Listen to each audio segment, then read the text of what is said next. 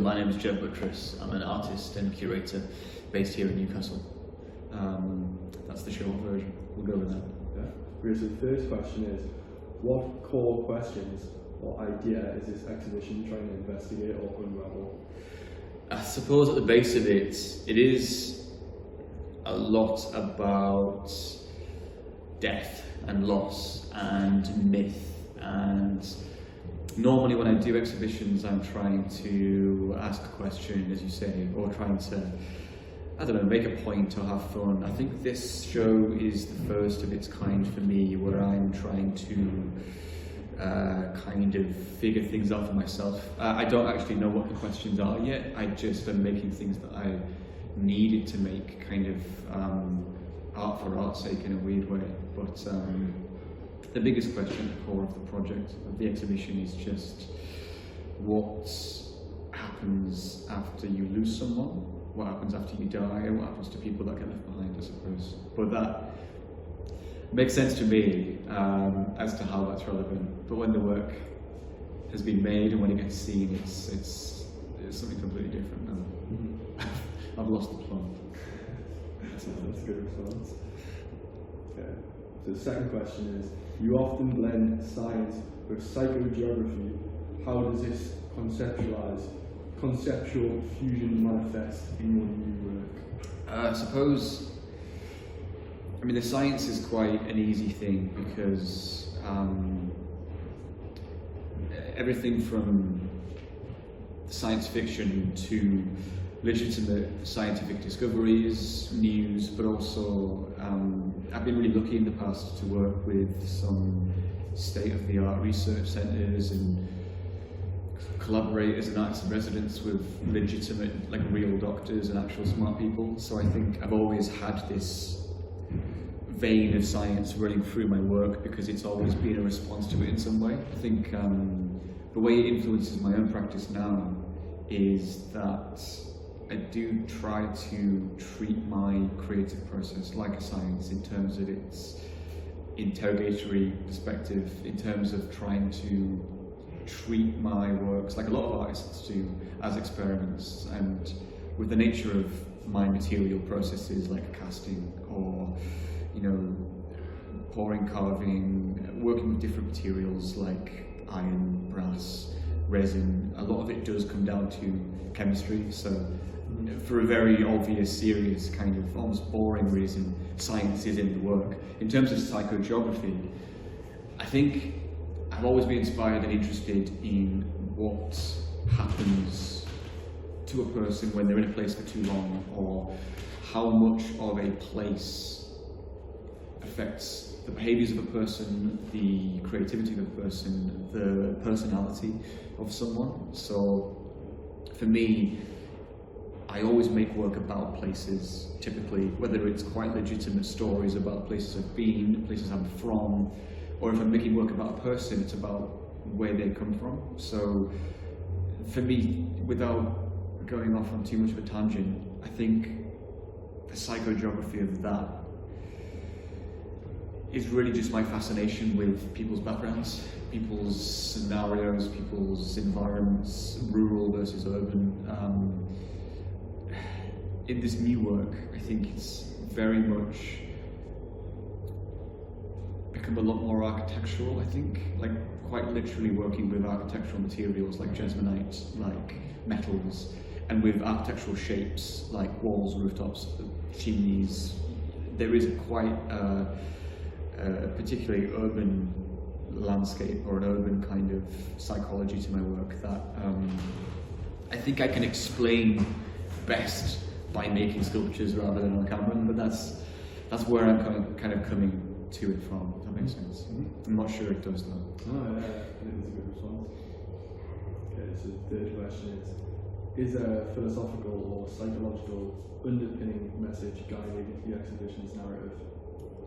I think there is definitely, I mean, the psychology of it is just my headspace, but philosophically my work's trying to definitely not preach anything, definitely not subscribe to any particular narrative, but I think it's an exploration of a lot of philosophical ideas about death, about treating and reacting to grief and spiritualism, and I think it kind of comes from a place of dissatisfaction with pre-existing spiritual narratives. So I've been looking a lot at different personal philosophies to more established ones, and I think my response to the nuances between these different philosophical ideas, particularly about death, is one that has underpinned my work. I think I'm definitely not trying to posit in any new philosophical ideas. I'm just trying to see what's left after I've explored different things, without really holding anything to account. I think that's where I'm coming from. I don't want the work to... If the work says anything, that's great. I don't want to be the person to say it, if that makes sense. I'll leave it with that. I think that's the closest I can get without being almost didactic or dogmatic about my approach. Yeah. So the fourth question is, does the exhibition aim to provoke belief, skepticism, or curiosity in the viewer?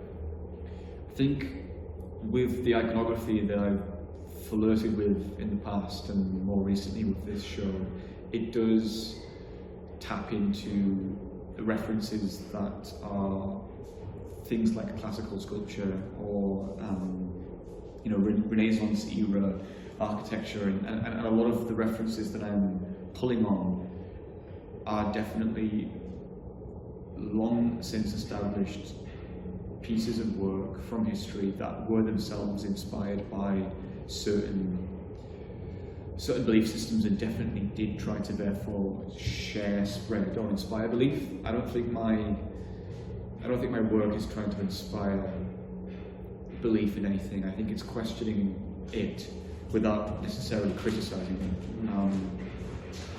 I do explore and I'm fascinated by the idea of myth. I think particularly personal myth, and that is maybe a flowery way of... The word I'm looking for should be folklore. I think people at their most interesting are oftentimes isolated and grasping for explanations to their world around them, and they approach that with skepticism, ironically. And I think I'm trying to do something similar. I think I absolutely want to inspire curiosity in the viewer. There's a risk, and I think a frustration I've had in the past with people's reaction to my work in its early stages is always the question that you inspire in the viewer is, oh, how did you make that?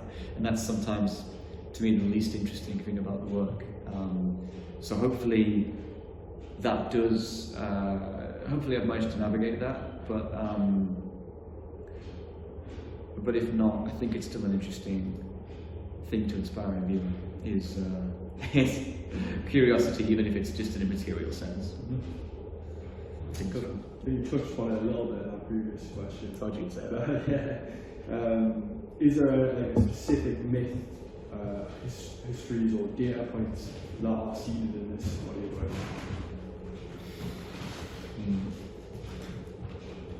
Yes, I think so.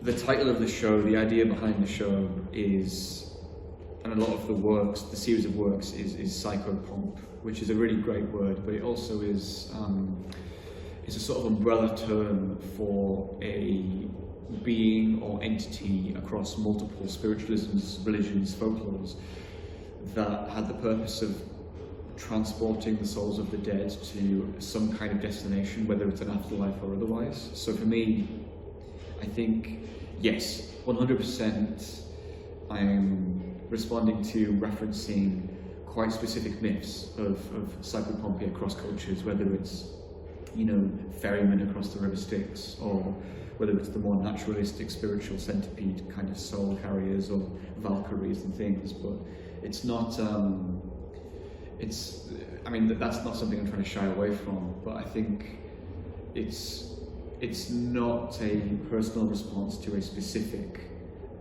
myth or a specific kind of version of these stories being told. I think for me it's this kind of leftover mentality of the intersection between what a psychopomp is in culture, in history, versus what a judge might be, what a spiritual leader might be, what a god might be, because I'm interested in kind of enjoying the idea that there are these spiritual figures that are designed and have the sole purpose of transporting the dead from one place to another, but they don't themselves enact judgment, they don't promise anything, they're just kind of labourers in a sense, they're just workhorses or couriers or, you know, hearse drivers of the afterlife. But so I think that's, I don't know, maybe in a much too grand a scheme that I deserve to claim. I like looking at the grandeur of religion and spiritualism and focusing and really kind of cross-hairing in onto the working class of that sort of religious, like, pantheon in a sense, not the gods or the angels, but like the spiritual, mythical creatures that have a job to do, and maybe they get paid with money to transport you across a river or a lake, but maybe they just expect us to do their job and get left. That's kind of where I'm coming at. That's interesting. So, sixth question. How do you see the role of the artist as an investigator or researcher within the conceptual framework of your work? It's interesting because my role for this exhibition is a much probably more natural, ordinary and established approach. That is to say, I'm coming to this show as an artist, and I'm making the work and figuring out what the work's going to be as I go. Typically what I do as a curator, as a self-styled investigative artist, is I work as someone who interrogates an idea or a story and then presents my finding in a gallery context. So typically all of my exhibitions, all of my projects, all of my artworks have been stories, they've been narratives, whether it's, you know, a collection of myths from a small North England village, or whether it's a sort of much more, even more personal collection of stories about one person's life. And my role as artist is the role of investigator in that sense. I'll do my due diligence, investigate and interrogate an idea or a story, almost with a journalistic level of integrity that no one really asked for, present my findings, and then at times kind of engage in the curatorial effort of trying to figure out what story gets told by how these objects that are otherwise banal, how these objects become almost totemized or at certain cases deified when they're placed on a plinth, on a pedestal or in a frame. So my role as an artist is often this kind of ghostly one that I'm trying to hide, where I might insert small findings of my own creation into the wider narrative of collected clues. Within this show, I'm kind of going back to the kind of artist I was at university, where I was making sculptures honestly and not hiding behind the idea of discovery or found objects. So I'm very comfortable with the role of investigator. I'm very uncomfortable with my role as an artist. So to define the two for me right now is just the difference between what I'm good at and what I'm trying, what I'm currently experimenting with, I suppose. For me, it's a very personal difference, but it's the one that I'm engaging with this show. Is there an intent decision between the aesthetics form of the piece and the ideas they explore? Sorry,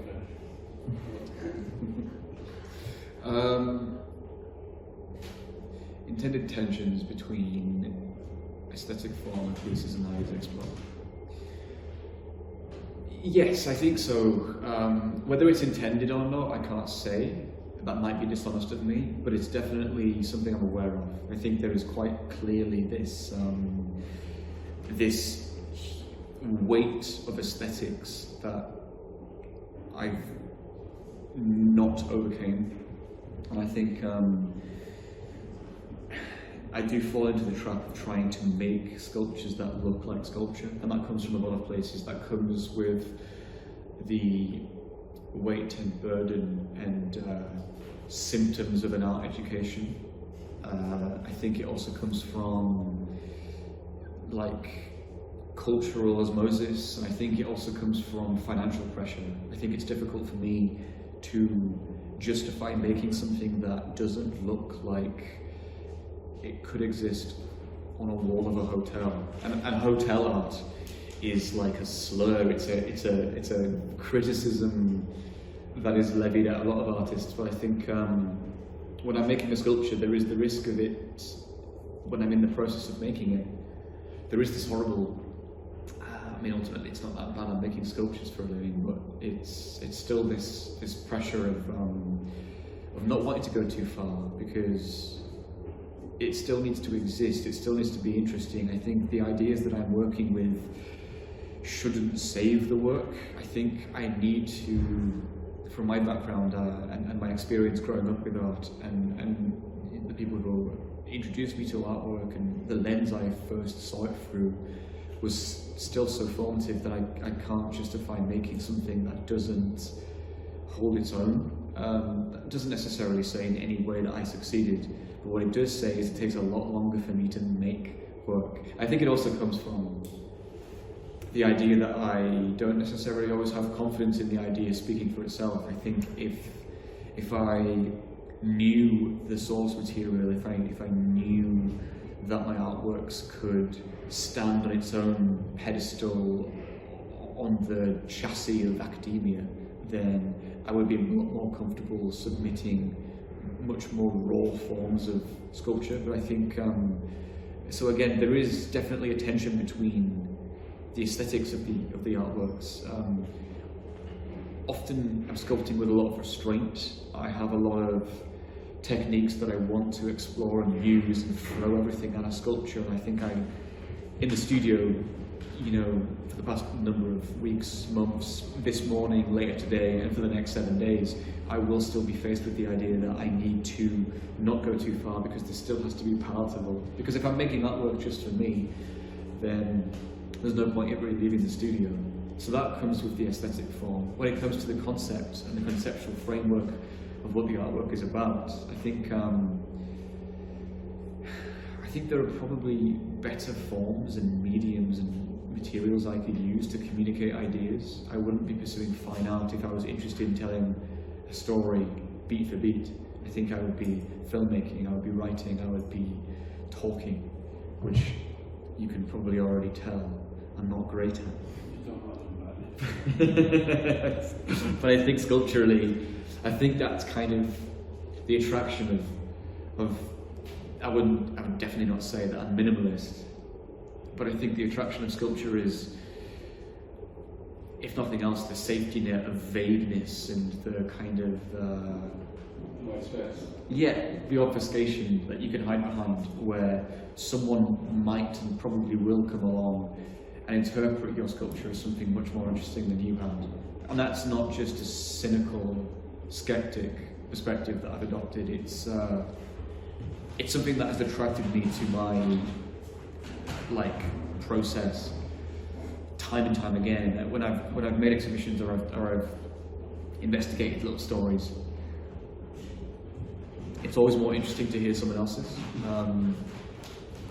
So I think I'm aware that there is a tension between what my sculptures look like and what they are saying to different people. It's maybe not intentional, because I wouldn't claim that, but it's definitely something that I'm aware of and I'm allowing to happen, because whether I can avoid it or not, that tension is what creates the most interesting aspects of an artwork, which is when it gets seen and interpreted by someone other than me. So if I put 100% of myself into a sculpture, then even if someone walks past it and gives 1% of their attention, they're still getting more out of the artwork than I do, because they get my 100 plus their 1. So I think the tension's there. I think that's why I'm doing it.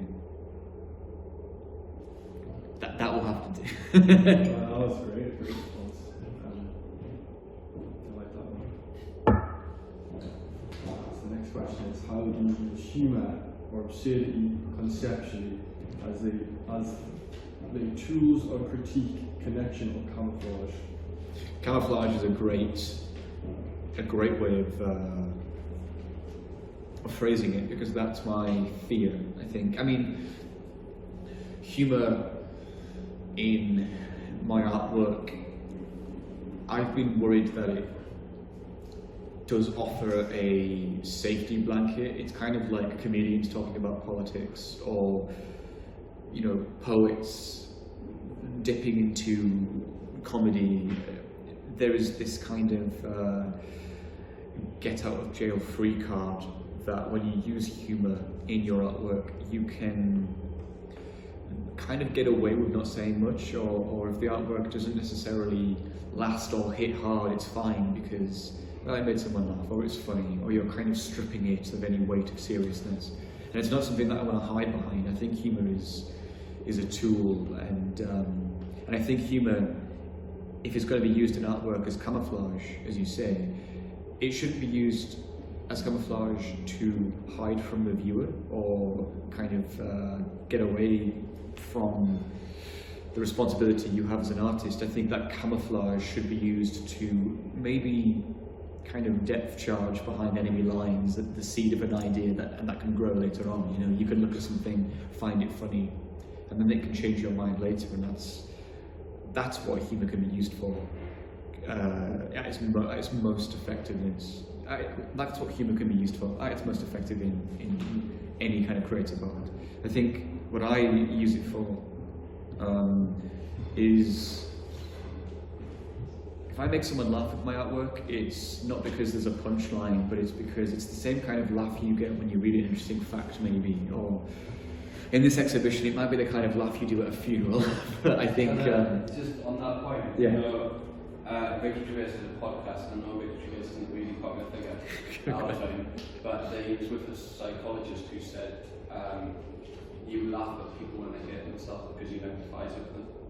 So just what you're saying there, I'll just leave that there. But you know what you're saying about that humour, about that kind of, there's that empathy behind humour.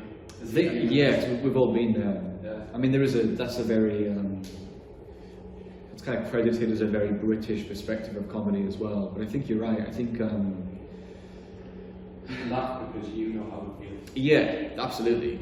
And I think when that's you're dealing with death. Yeah, it's a similar This thing. is why I'm not doing it, because it's a dialogue. When you're dealing with death, which everyone has to deal with, Yeah. and flavouring it with humour, sometimes it's the only way it's palatable. Yeah, I think it is. It's about palatability. It's also about cope. I think it's a useful tool to be able to.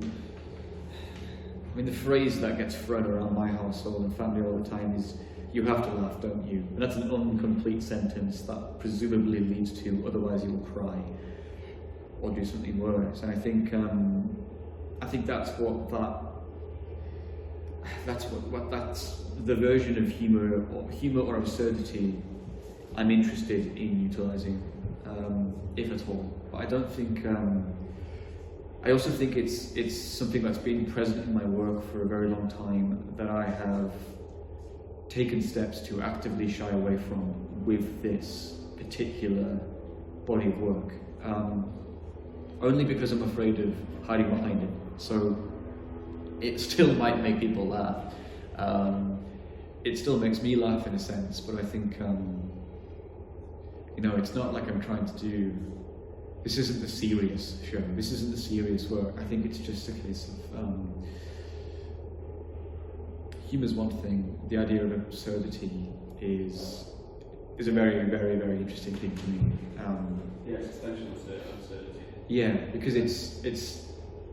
I like the idea of, if there's an absurdity in my work, it's about the idea of kind of, I know Sisyphean complexes are very overused kind of stories now, but the kind of pointless, thankless task, that's the kind of absurdity that I enjoy. But I am wrestling with that, so I'll have to stop talking about it there, otherwise it would just become not even self-indulgent, just self-destructive. It'll become boring to listen to. What's inspired you to explore the theme of this exhibition? I think that my exhibitions in the past, and I keep talking about my exhibitions, which is I think the theme of this exhibition for me was a reluctant one, and it was one that was almost like a diagnosed theme about the show, as opposed to a seed that I grew and worked on from day one. Most of the time I'll start concept first, build the narrative as I go, and then create the work. This was an exhibition that began with me making work, and then with outside influence and eyes on the work, me being told what the work's about and it becoming suddenly very obvious. I think it's my most personal exhibition. I think it's me responding to circumstances in the wider world, personal circumstances, the art world in general, in a way that in the only way that I can, I think, currently. I think my previous method of art making, my collecting narratives, my detective work, my investigations, for a lot of reasons, not only was that not appropriate, but it also just couldn't continue. It didn't. It was a mix between artist block and circumstances that were preventative. I was asked to make an exhibition, and this body of work was my response to that. I think it's because normally I'm telling other people's stories, and of course every artwork is a self-portrait in some sense, and the stories I've gathered over my short but, quite intensive career as an artist, they have been stories about other people told from my lens, so it is still self-descriptive, but this is a show that is an emotive response that isn't looking to tell new stories, but it's looking to find old ones that resonate with me, and I've definitely been, the specifics of it, again, are perhaps too personal. They're also irrelevant. At no point do I want my artwork or exhibition to be as kind of overt as, oh, this one's about this thing that happened to him. But I think it is, I think that's kind of where I'm coming from. I think it's a response to death, my personal journey through learning how to forgive, I suppose, is the best and safest way of phrasing it. So how do current events or cultural shifts influence your artistic choices? The obvious change to my artistic choices inspired by current events is it is harder than ever before to justify making artwork in a small studio when the world looks progressively more and more tenacious, unstable, sinister. But that's not a very interesting answer. I think there's a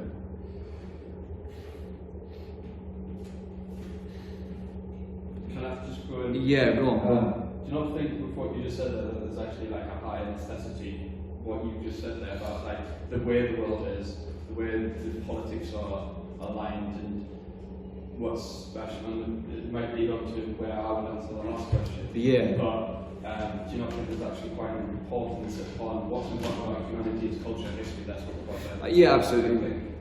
I think where I came from with that comment was, I think I just, I mean, me specifically, I think the world needs artists and artwork and creativity more than ever, and that's going to continually be the case. Most of my job and role as a curator is trying to, like yourselves, offer as many opportunities for,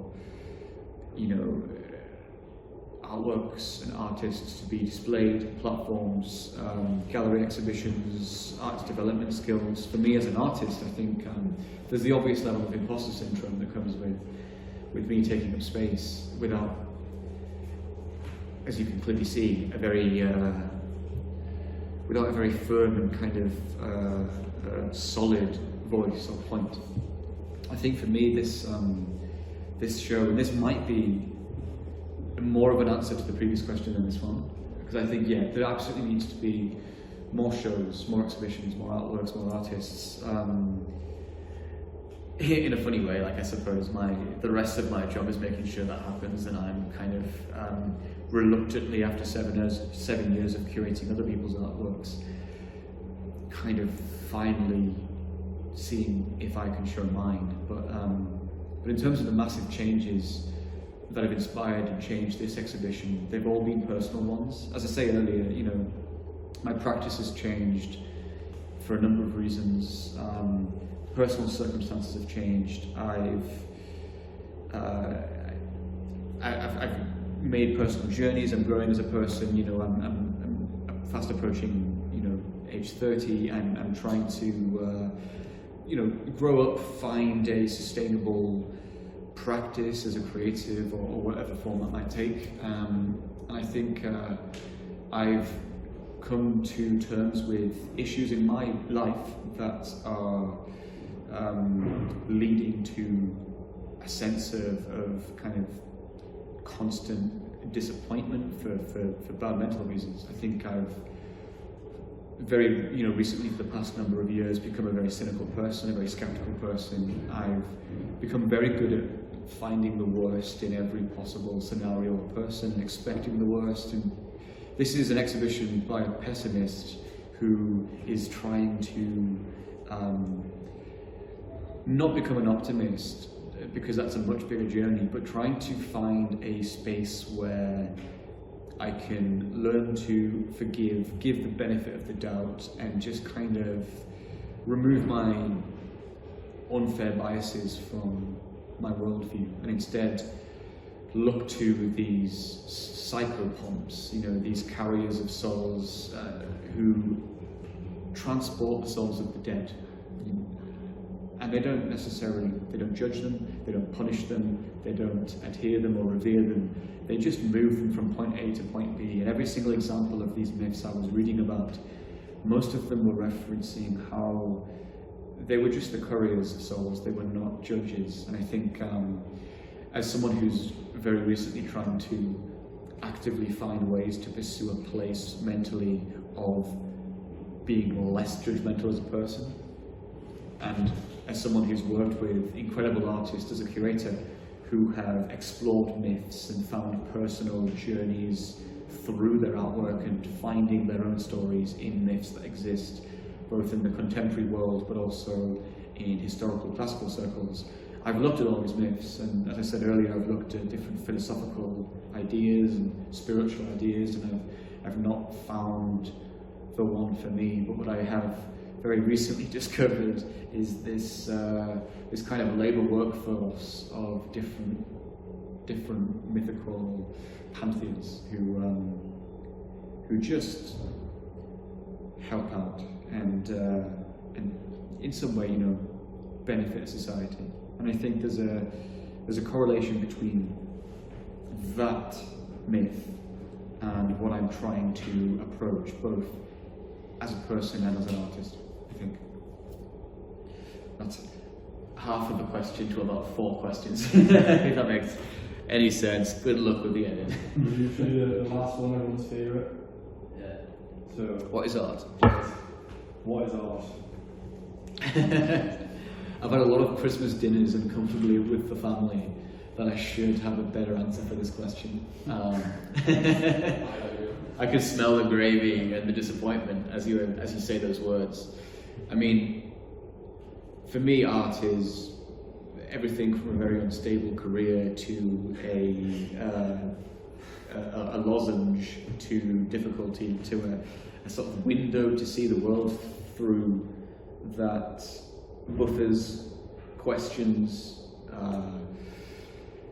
pinpoints and frames current events, any occurrence that happens. I think it's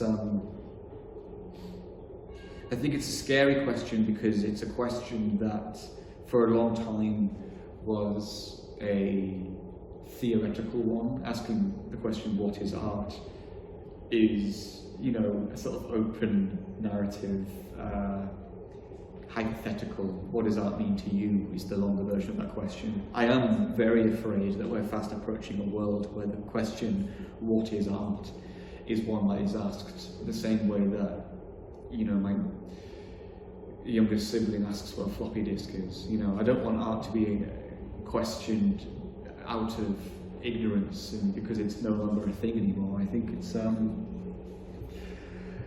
I don't know, I've got a lot of very flowery answers and a lot of really miserable, skeptical, cynical ones.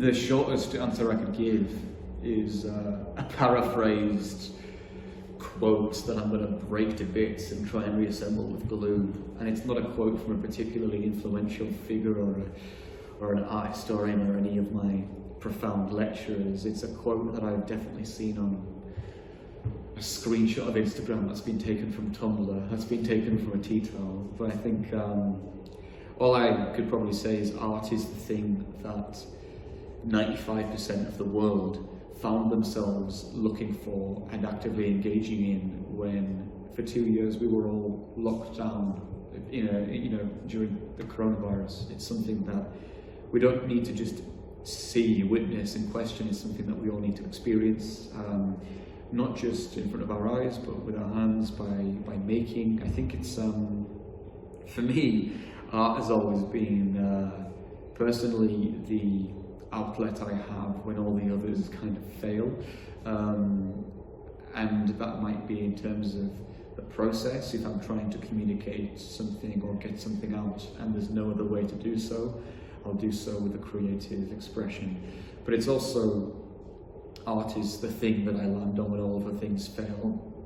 From a label perspective, if I've made something that definitely doesn't fall into the category of writing or music or film or anything palatable or commercial or financially stable, I don't know. I mean, it's probably too much of my life to give a short answer, but it's I think it's something that I wouldn't be here if it didn't exist, and